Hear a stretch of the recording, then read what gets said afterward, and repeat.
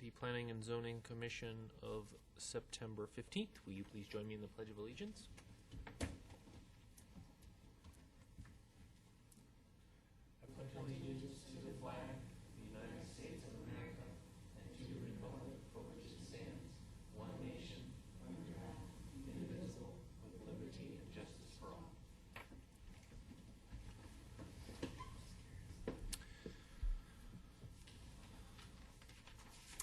Will the Commission Secretary note that all members of the Commission are present except for Commissioner Williams and Chairman Gelzer. We'll entertain a motion to approve the minutes for the last meeting. So moved. Second. Okay, all in favor? Aye. Any opposed? Minutes are approved as distributed. So I see we have a large public gathering this evening. If either one of you would like to speak on anything other than what you are here for, please fill out a card. I doubt that you do. Any ex parte communication? No. No? All right, on to old business. I will open the public hearing for case 10-350-00003, the AT&T Wireless Communication Facility. Steve.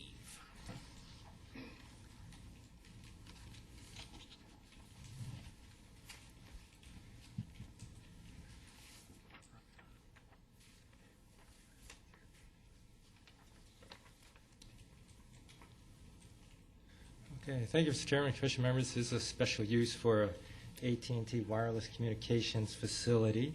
About 16 acres located here north of MC 85, east of Litchfield Road. Surrounding the property are I-2 zoned properties. Here and here we have Phoenix Goodyear Airport. We have some residential development here in Avondale and here as well. And this here is also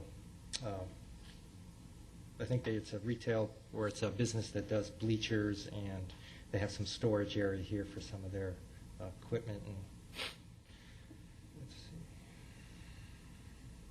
This proposal's for a 90-foot tall monopole, which could accommodate up to 3 service providers. Part of the request is 2 deviations. The first one would allow this tower to locate within 510 feet of an existing tower, which is located approximately here on this property. Standard requirement is a quarter-mile separation between towers.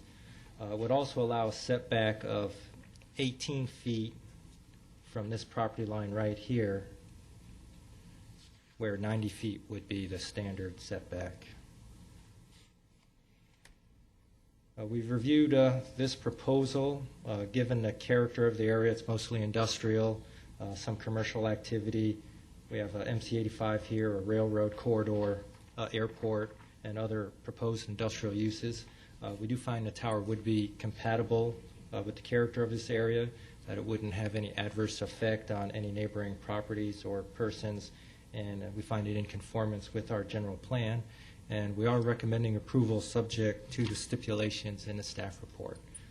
With that, Mr. Chairman, I can answer any questions. All right, thank you, Steve. Does anybody have any questions? Right. Do we have anyone from the audience who wishes to discuss this? All right, any commission comments? I have a comment. I guess at first blush, when I saw this application, I think your words were compatible to the area. I understand that and agree with that. The problem is that I see with this, as far as my fear, it's establishing a bad precedent. And how many carriers for the Palm type of pole? 1 or 2? For a monopalm? Monopalm. Just one. Just one. I guess my thought is, when you pointed out the monopalm across from Roland Teresa's, as you can tell by my physique, I often frequent that establishment, and I've not once ever noticed, until you pointed out with this application, that monopalm across from Roland Teresa's restaurant. And at least with these pictures of this larger tower, I just think, you know, the area is fine for something like that, but it just seems to me that we approve one like this, then the next guy's going to want the same thing, and I guess my preference would be to have multiple monopalms, you know, that are just dispersed throughout the area. That I honestly did not notice the one across the street from the restaurant. So I don't know, I guess that's just my feeling, and so I'm going to be voting against this application. Thank you. That is funny. May I speak? Because I feel the exact same way. I did not notice the monopalm where on Pebble Creek Parkway. I did not until it was pointed out what it was. And I do have a question. Where are there monopoles with 3 carriers in Goodyear now? There are. Yes, that's all I need to know. Are there, or will this be the first? Mr. Chairman, Commissioners, a tower that I'm thinking of right away is in Estrella, south of the fire station. There's a tower there with, I think, 3, maybe more carriers on that one. It's kind of hidden a little east of Estrella Parkway back there. There's a monopole at Saraville, north of MC85. That's one carrier which you'll likely see coming before you in a couple months, an application to add another set of antenna to that tower. So that will be a potential multiple. I'm trying to think if there's... That's good enough. Okay. Okay, thank you. Mr. Chairman, I appreciate the attractiveness of the monopalms, and frankly, I don't, I'm pretty observant when I'm driving or walking, and I tend to notice things, and really, unless I'm really looking, I don't notice a monopole, a monopalm, and a lot of times after I do find it, then I specifically look in that direction. I think, it fits with the use fits with this area. And so most people aren't going to notice a monopole or a monopalm, regardless of what it is.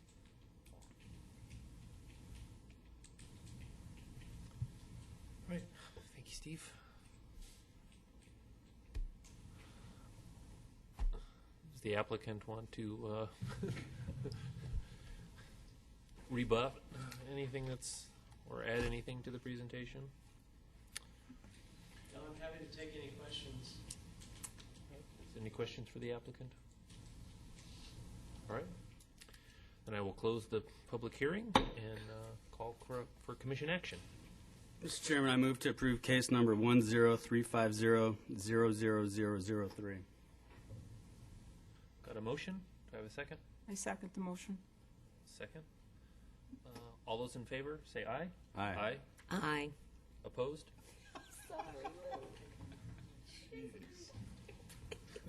No. Did you get that?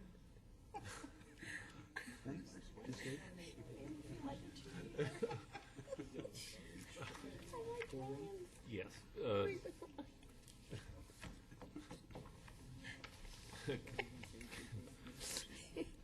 By a vote of 4 ayes and 1 nay, you have recommended to approve case 10-350-00003. Right. Moving right along, I will open the public hearing for case number 10-500-0003, the preliminary plat for Estrella Phase 1. Good evening. Thank you, Mr. Chairman.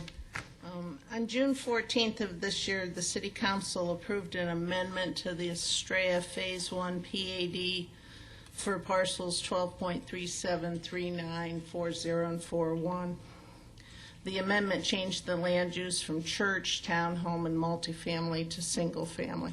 They did so following a positive recommendation from this commission. This is the concept plan that was approved with that PAD amendment.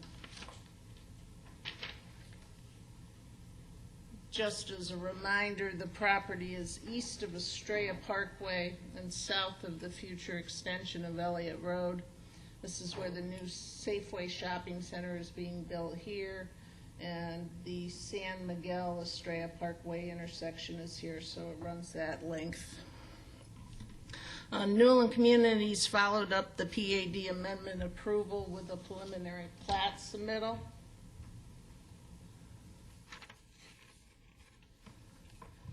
The preliminary plat depicts 188 single-family lots pursuant to the PAD amendment, and it has 2 points of access onto Estrella Parkway, one via Spring Street, which is right here south of the city fire station, and another one directly off of Estrella Parkway further to the south.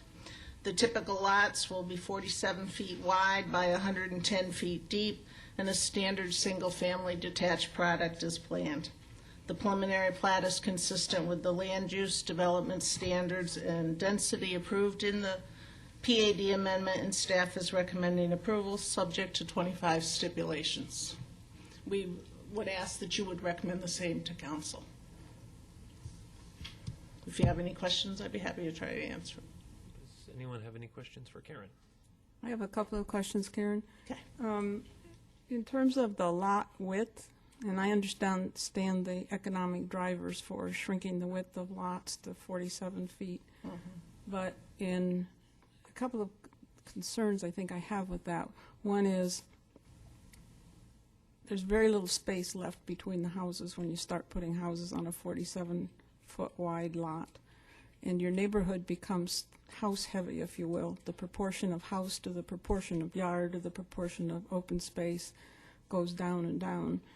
And there's a significant difference between the aesthetics of a neighborhood that has a 60-foot wide lot and neighborhoods that have 47 feet wide lots.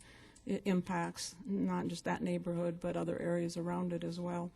And I'm a little bit thinking about the concept of Estrella Mountain that we all are familiar with, I think, in terms of family values, outdoor space, openness, involvement of nature. And I'm just wondering, because this seems to be becoming a pattern for the submittals from the developer there to go to these very, very narrow lots. And so I was just curious as to what your thoughts might be.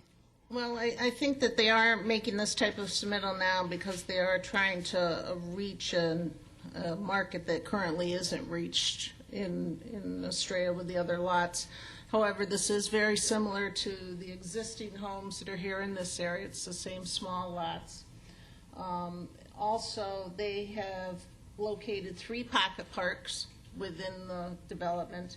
They have trails going through the development that will tie into other trails that are part of the overall trail system. So although the homes may not have that much space right there within their lot, they certainly have access to open space throughout the development. It doesn't change the way the development looks, however, when you start building houses on very narrow lots that are very close together. And I would suggest that perhaps the fact that it's neighboring another area of development that's that tight would be a negative rather than a positive. I'm just curious. The other question I had was, if you go back to your first map, or the topo map, it looks like there's a small drainage coming through. It's actually under the pocket parks, and on one of this area? one of the drawings there's shows a pipe going under the road. So there must be times when that drainage area potentially carries water. Needs to Right. to So provide the I don't culvert. understand how, or I would like to understand how you build a pocket park, which is usually a level area with, or a pretty level area, and still maintain this as a water drainage area when it needs to be. Or maybe it's not as big as it looks, but you can see it pretty clearly on the topo map where it winds through that area. right up in this area where they're planning the pocket park there. You can see it on, Actually, Karen, I think she's the one at the top of that map. In Phase 3. Not, yeah, keep going to it's,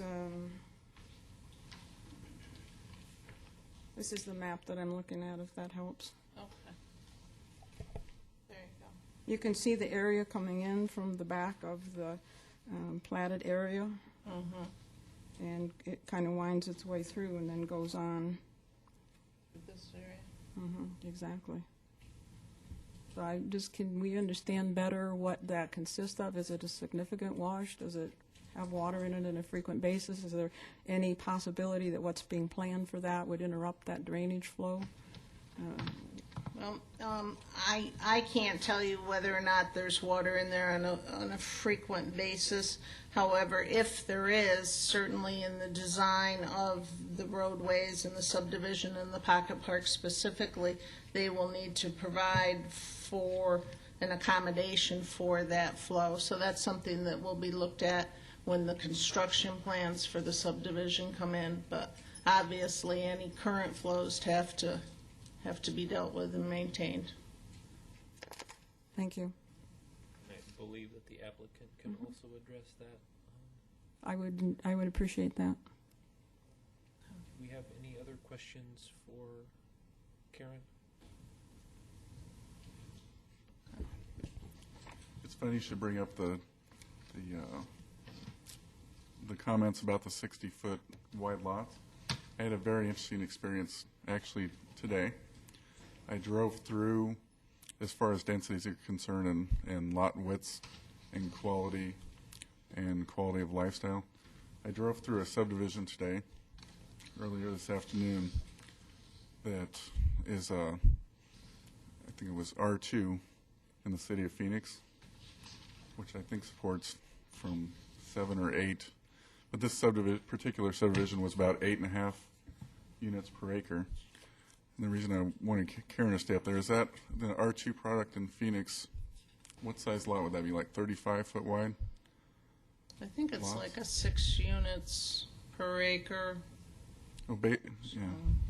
Well, this is like 8 units to the acre. And the interesting observation that I had, and I was actually surprised myself, and that was with, if you picture 8 houses per acre, which is pretty darn dense, they don't really have any front yards. They have a little bit of landscaping, a tree or two, and then a little bit of rock, but I don't think any grass or much grass. And then a common area with with a pool and such. This neighborhood, and mostly 2 stories, this neighborhood was actually kept up better, and this is the truth. Was actually kept up nicer than the adjacent one next door that's about the same age, that people had to mow their yards, pay more for their water bills, and keep everything up, and was much nicer and less homes for sale in there, and just overall looked nicer than, which I was surprised myself, to be honest. So it's just interesting, the different perspectives on things. But it actually was nicer than these 60-foot wide type of lots, 60 to 75, 85 foot wide. Interesting. Karen, could I ask you one more question? Sure. On stipulation 20, it says no more than 3 two-story homes will be allowed side by side. But then the last sentence says if 2 two-story homes are located side by side, they must be followed by at least 1 single-story home.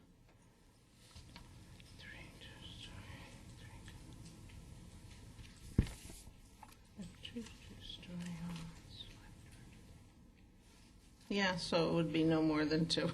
I think so. Yeah, you're right. Thank you. You're welcome.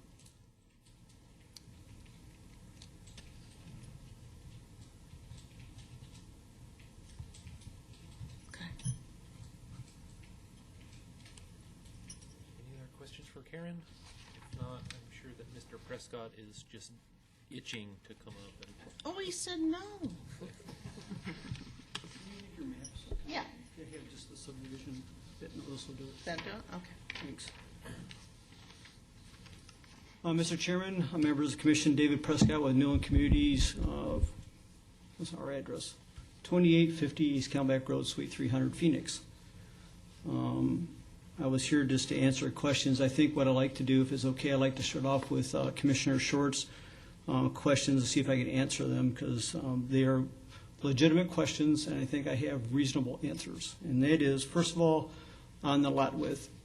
Karen told you, and in the PAD, and I'm not sure if Commissioner Short was on the commission yet, so she didn't have the opportunity to see this presentation and have this discussion, but I gave you a presentation on a segmentation study was done, the fact that in Estrella, we are lacking the complete segmentation of different housing types available for a master plan community. We used to have the segmentation. The smaller lots, like the 47s, we do have 48-foot wide subdivisions in Estrella in this PAD. And when they were done, they were never replaced because the market was so hot that everybody went to the big lots. And nobody was doing the small lots, and the master developer didn't care because they were selling land. So now we're having to go back through in a much tighter economy and fix that and make sure you're offering the different house product to all the different housing needs. Otherwise, the project stagnates. So that's why we're coming in with the smaller detached lots, because we're completely missing them. We should have replaced them years ago, we never did.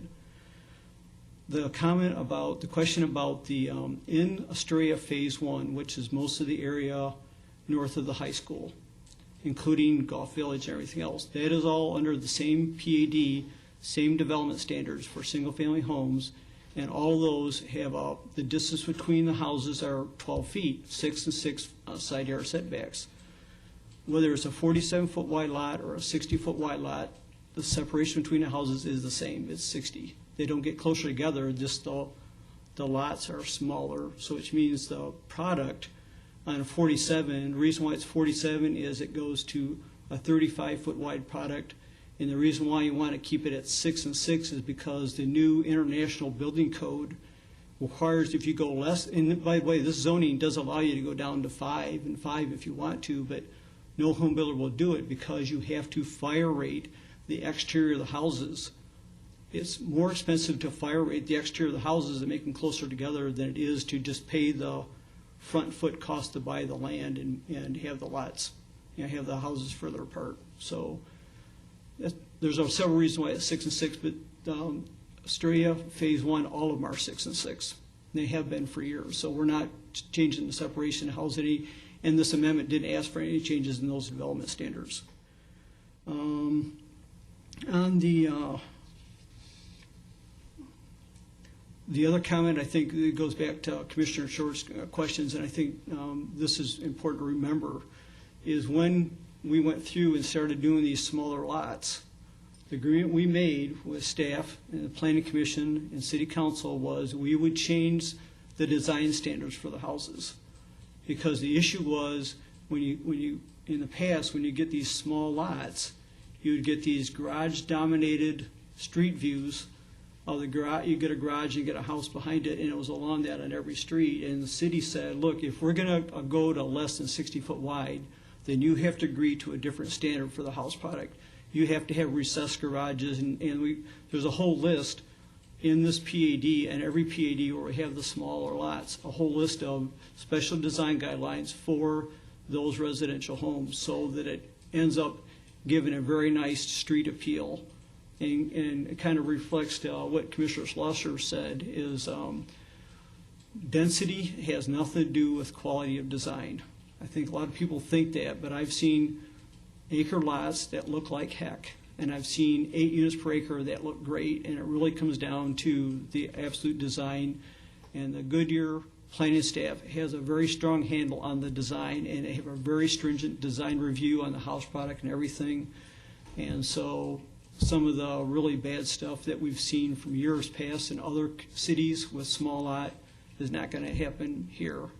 And the other thing is we have an image to protect. We cannot be putting in a cheap, bad-looking subdivision because it will hurt our image, which will hurt the whole project. We can't do it. So, and I'm trying to think if there's any other comments I can make. Oh, I guess the other question, I can explain it was a good question about the drainage, and we don't have we don't have the landscape plans here, but in that particular area, you have the wash coming along to the north of that open space. And we, as a matter of fact, we've left all the washes we didn't do anything to the washes. We're leaving all the washes natural. We're building around them, and we're just bridging the roads over the washes and leaving all the washes natural. This particular wash runs along the east side of this open space. Is like an 1.5 acre open space.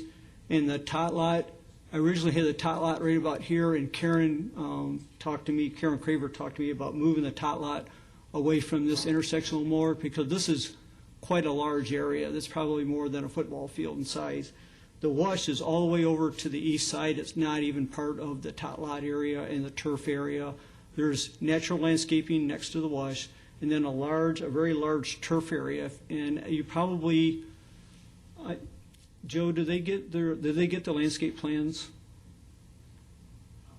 No.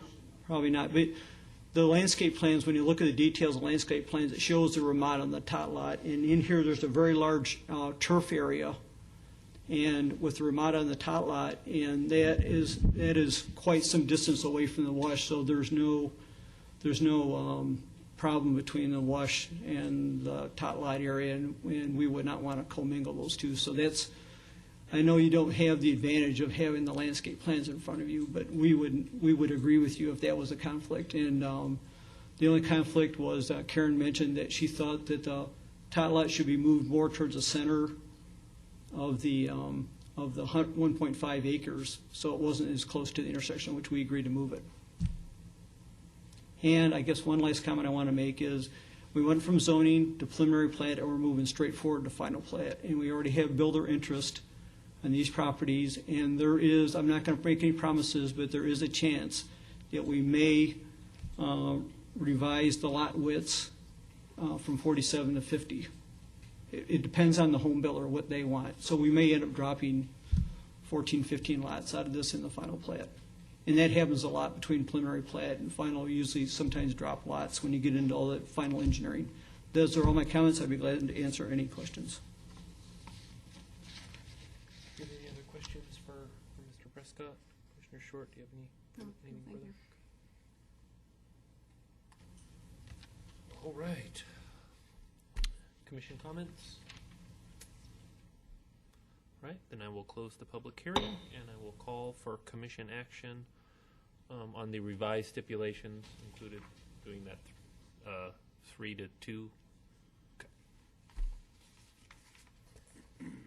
Mr. Chairman, I move to approve case number 10500-00003 with the stipulations highlighted earlier. I second. All right, I've got a motion and a second. All those in favor say aye. Aye. Opposed? All right. Have unanimously recommended that case 10-500-0003 be approved. Thank you very much. Okay, and I will open the public hearing on case 10-220-00002, the amendment to Article 1 of the zoning ordinance. Steve.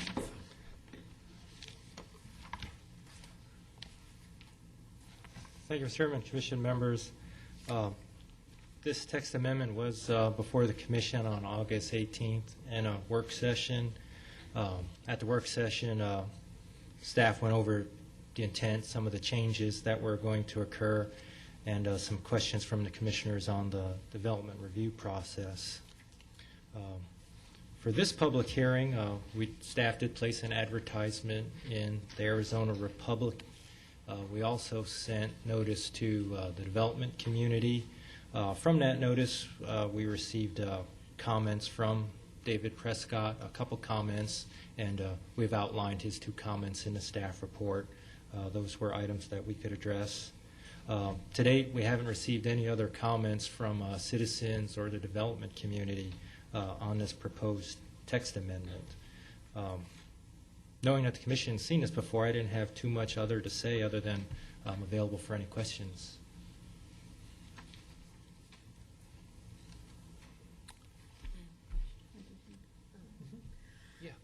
Questions for Steve? Oh, okay, Steve, on item number 8, citizen review process, it says that you're going to remove the requirement to place an advertisement in the newspaper and post a notice, that you may, but it is not a stated thing you have to do. And why is that? Why has that been placed in there? Those two, are we removing those two? Yes. Partly because of cost. The cost to post a property is it is an expense that our department has to bear. Also, we found with the citizen review process, most of the people attending attend because they received a letter in the mail informing them of the action that was going to take place. So we figured that with the citizen review process that it could still be effective as long as we kept the mailing, the notice mailing to those within 500 feet. The sign is something that we haven't been doing. The code already allows us to waive that, and that's something we probably haven't been doing for the last year or two, and we haven't had much public discussion on that. They haven't really mentioned that, as we didn't know that that was happening. So we found that the letter was effective, so we thought that we could clean up the ordinance by taking out that requirement as a set requirement, knowing that we can always do a sign if we need to, if we feel it's necessary. I'm uncomfortable with that, and I understand about costs, and it's just that the citizens need to have more opportunities. Even when they don't take it, at least the opportunity is afforded them.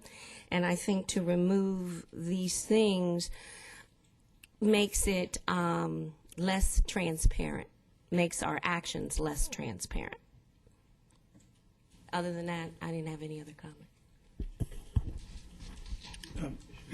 Thank you. I have a few questions for you. I'm sorry. You want to respond, Joe? Well, if I could, Mr. Chairman, removal of the sign requirement or making it optional is on the citizen review meeting. We still post a sign for the public hearing, so there will be and always is a sign posted for the public hearing. Oh, I understood that. Okay. I just knew that this gives them more time to be aware. That's all. Okay. Okay, one thought I had is as I read through here, there's a lot of terms here, a very lot of terms here. I was curious if in some place this document, when it all gets revised and put together, there's going to be any kind of a glossary in the back or something that people can go to find a definition of what that term means. That might be something you might want to consider if it doesn't currently exist. They did have some questions on page 1-4, item C,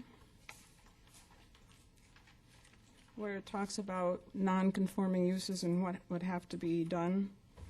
Do we have any idea how many people might be affected by this?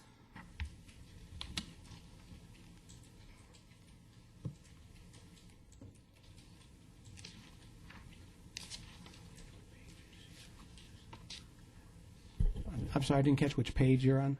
1-4. Okay. Item C is any uses of land structures or any duly recorded lot or parcel which lawfully existed on the effective date of this ordinance and which do not meet the standards and regulations of the ordinance shall be deemed non-conforming and potentially have to be brought into compliance. So I was just curious as to, so we're not grandfathering certain things in here. I was just curious if we have any idea if this is going to catch a particular number of people and be a problem, or? Well, Chairman Laux and Commissioner Short, we're not really changing any of the standards in the ordinance so that we're not creating any more additional non-conforming use. For the most part, this section is being repeated as it is in the current code. Okay. So I don't anticipate us If it was a creating more nonconformities through this text amendment Okay. process. That's it. Thank you very much. Oh, That's a good and with answer. respect to the glossary question, there is a definition section in the zoning ordinance now. It is one that we'll be revising and bringing forward to the commission. We've left it, it's Article 2, but we left it to the end. Sure. So that make sure that we capture all the definitions that we need to capture as a result of anything in the other chapters that we're revising. Absolutely a good way to do it. Is there any nexus between the Board of Adjustment and this commission? There are Any two sep- interaction or? No, there are two separate entities, and the Board of Adjustment will hear the main thing, variances, which this commission doesn't hear.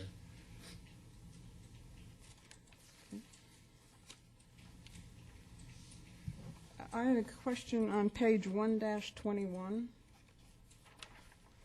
where it talks about the initial 2-year period and then could be granted an extension. And this is just my ignorance, so just humor me a little bit. But what happens if that property gets sold before that time is up? Is that special use or whatever that was granted to the landowner go to a new owner, or what happens in terms of the time sequence? Do they have to start over No, it runs with the land. with the So land? Okay.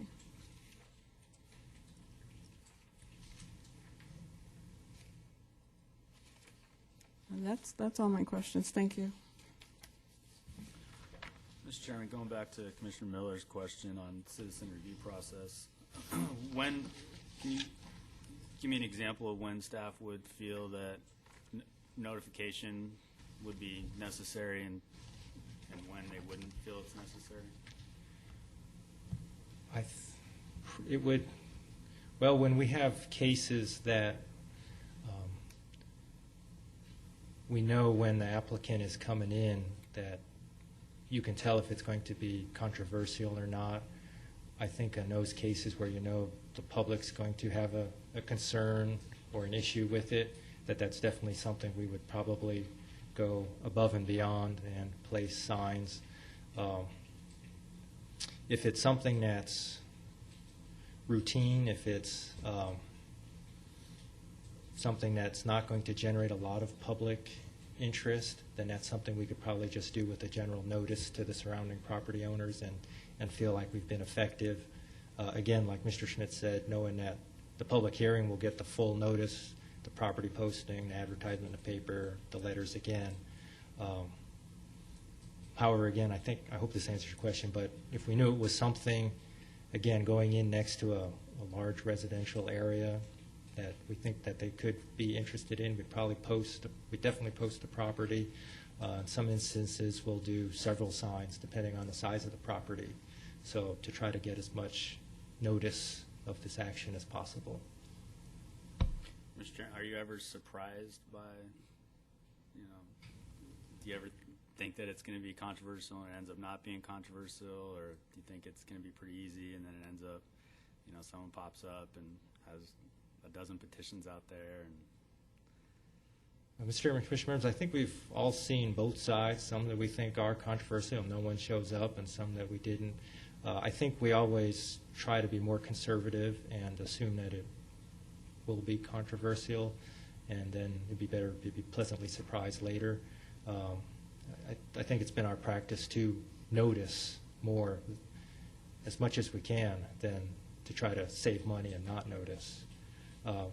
Even with the letters to the surrounding property owners, several times we'll go beyond the 500 feet to make sure we've got everybody in a pod or a neighborhood, not just cut it off at 500 feet. So we usually, our intent is to try to get as much involvement as possible. Mr. Chairman, if I could add on to that, I don't know that Steve pointed out, it may look like we're reducing our effort at trying to get citizen participation. That's not really that's not our intent. And one of the other changes that we're proposing is to change the notification from 300 feet to 500 feet for the citizen review, which is what it is currently in the ordinance, although we've already revised that by practice. This will formalize it and put it in the ordinance that for citizen review, we're going to go to 500 feet. Am I right? A public hearing to 500. And for the public hearing, so that we have the distances consistent. Because before, we'd do one 300-foot notice for the citizen review and 500 for the public hearing, or vice versa. What was it? It was the other way around. And then you'd get people like, well, you notified me of the citizen review, then you didn't notify me of the public hearing.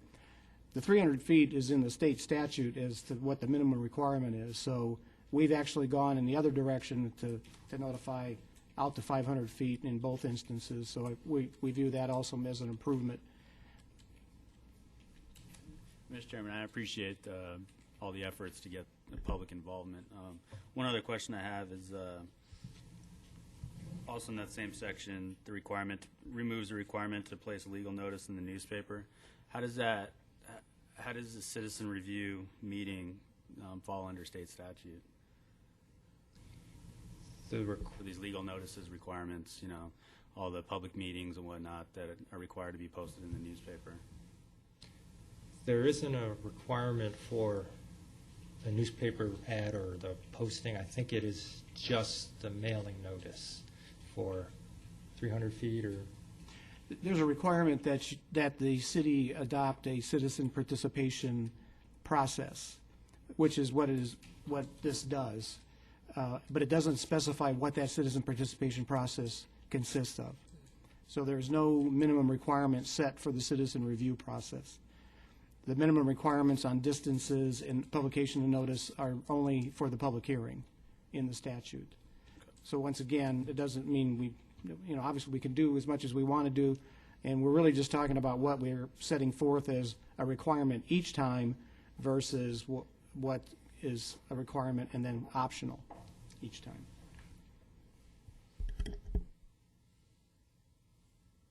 You want to continue? I don't have a problem with the sign so much as the newspaper notice. The sign, not so much, but not putting it in the newspaper. I just think we are more transparent, and I thank you that we're now doing 500 feet versus 300 feet. But I think that we should always show transparency and that we're trying to make sure everyone is aware. Whether they choose to look at it or not, at least we can say it was done. And I don't know how expensive is it in the newspaper? It depends on the size of the ad. We have tried to minimize that by combining notices into a single notice so that we don't have to repeat the same language over and over and over again. But generally, it's in the range of a couple $100 per advertisement. So you're saying roughly $8,000 to $1,000 a month? When we publish for a case. Okay. So you're saying $200 a month? $200 roughly per case. Per case. Right. Mr. Chairman, this citizen review meeting is different than the planning and zoning meetings and things like that, correct?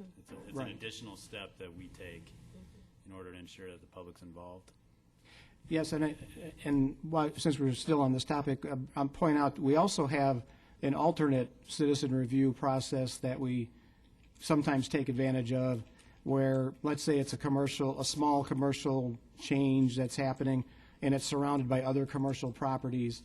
We will send out a notice to the property owners and then just let them contact staff directly if they have any questions or if they would benefit from having a citizen review meeting. So that's another alternative we use already that we would continue to use in those cases where we feel like, if we held a meeting, we probably wouldn't get anybody to show up.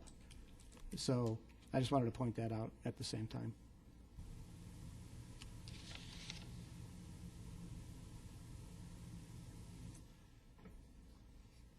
Okay, yeah, I would only comment that I understand the balance that we have to make with notifying the public and getting their input on, changes that are happening in their city, while at the same time dealing with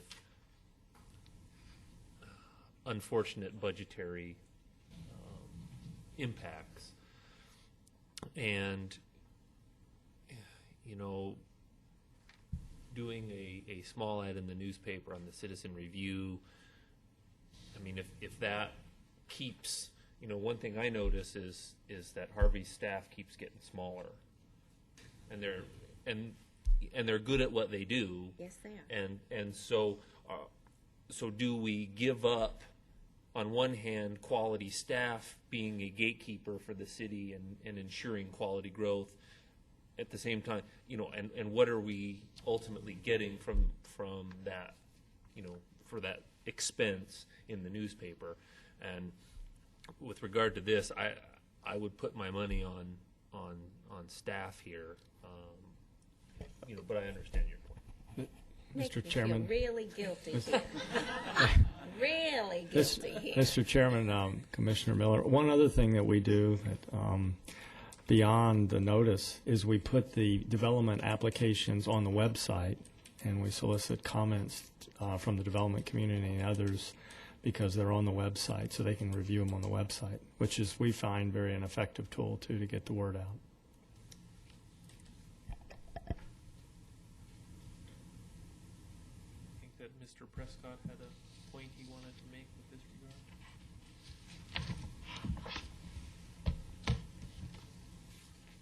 Do I need to say who I am again? Since I'm here representing the public, David Prescott with Newland Communities, 2850, right. I was just going to say that since I'm here representing the public, and I have to say that probably in the amendments, I've read every single one of the amendments they made, and there's been some debates with this commission on some of them, if you remember. But I have to say that the staff has done a really good job on the amendments. But in this one in particular, we are completely supportive of the amendments they're making, and they're cleaning up the ordinance and making it so it reads better, and it's not subject to misinterpretation, and that's why they're cleaning this up. And I was just going to say, all of us here are professional planners. We're all members of the Arizona Planning Association. We pay dues to create a legislative vice president with our association to go meet with the governor and the legislature to go write these regulations for the public participation. And we did that. Our association is one that forced that language. And the reason why I know is because I was president of the association at the time and met with the governor and all those people, and we got them to add all that language in there because we felt like they were not involving the residents properly. So the professional planners have got your back, I guess, is what it comes down to. I want to say about the newspaper thing. We're seeing more and more in our marketing and everything else that we're having to go more and more to the internet and getting away from the newspaper. And it's just a fact of life that people, and especially the younger crowd, their habits and how they get information and stuff is significantly different from when I was in my 30s or 20s or whatever. So it's just a matter of fact.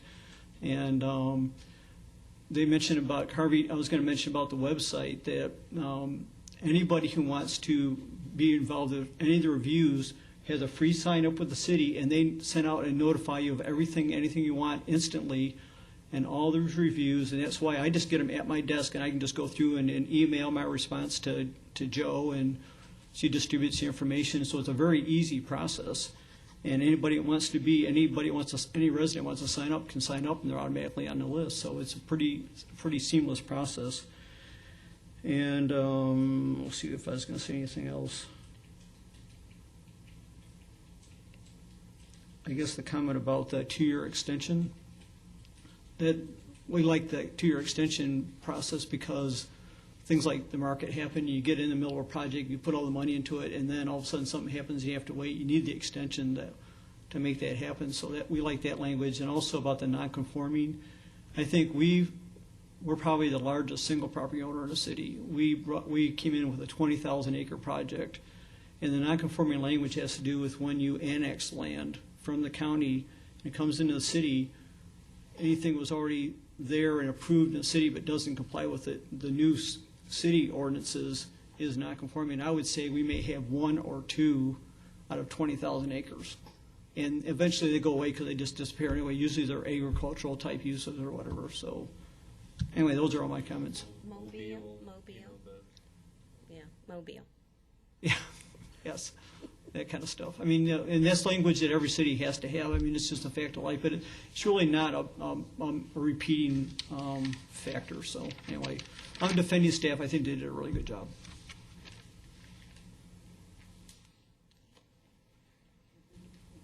All right. Any other comments or any other attempts to make Commissioner Miller feel guilty? Oh, enough. I mean, I've been beaten up. All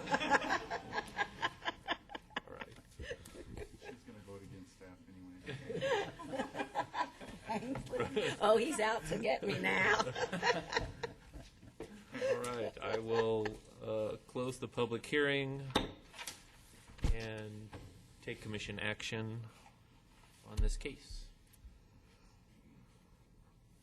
I make a motion that we approve case number 10-220-00002.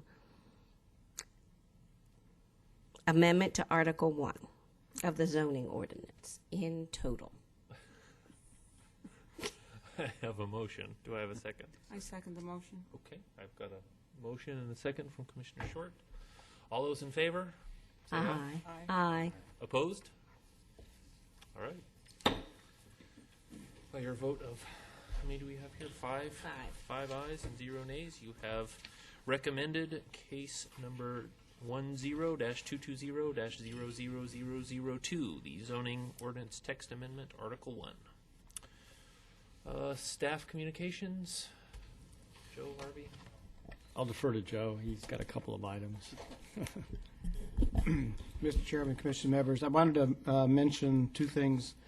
One, the Arizona Planning Association that Mr. Prescott mentioned is having their annual conference in November, and there is a session or a day that is devoted to sessions for boards and commission members, and that would be on Wednesday, November 3rd. The registration for it is $100, and while we didn't specifically budget for it, we probably can afford to send a commission member or two or three or all of you if you're interested in going. We wanted to make you aware of it. Joe Brooks had passed out the information to you so you can look it over and decide if it's something that you'd be interested in doing. The discounted registration of $100 is due in by September 30th.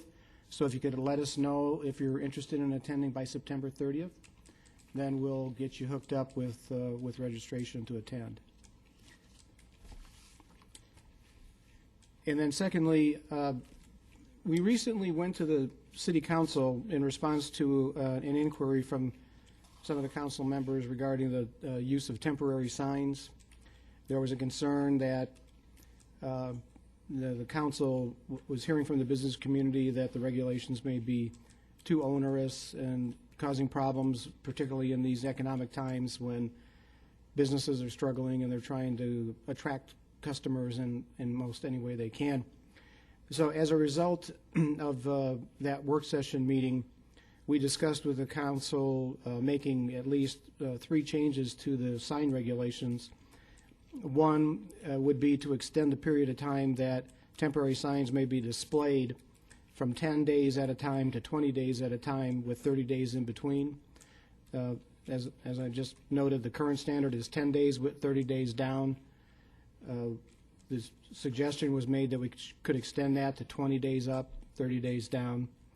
The council seemed to think that that was a reasonable expansion of that standard. The other one was to allow grand opening signs to be up for 60 days, a maximum of 60 days, rather than 30 days currently.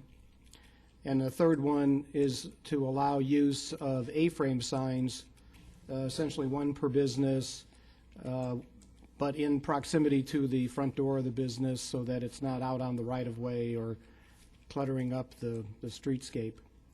So we're going to be working on preparing a draft of an amendment to the sign regulations with the intent of bringing it before the commission next month. Council wanted us to move as quickly as we can on it to try to help out the business community. So I just wanted to alert you to that, and we will be preparing that and scheduling it for a public hearing at the October meeting.